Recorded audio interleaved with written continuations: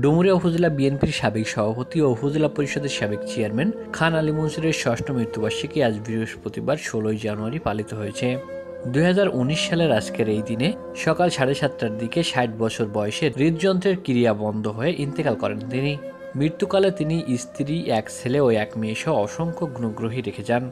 প্রয়াত বিএনপি নেতা খান আলী মনসুরের স্মরণসভা ও মরহুমের মাগফিরাত কামনায় বিশেষ দোয়া মাহফিল ও কর্মসূচি হাতে নেয় উপজেলা ও জেলা বিএনপি।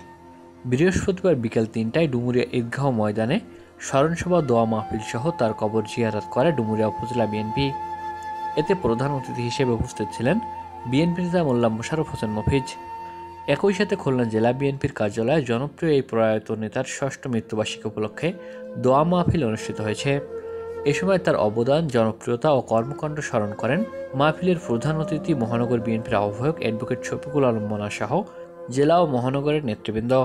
উল্লেখ থাকে যে জেলা বিএনপি সহ-সভাপতি ও উপজেলা বিএনপি সভাপতি খান আলী মনসুর ২০১৪ সালে ডুমুরিয়া উপজেলা পরিষদের চেয়ারম্যান নির্বাচিত হয়েছিলেন।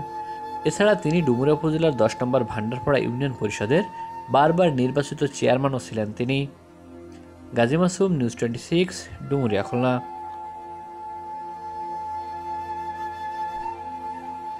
you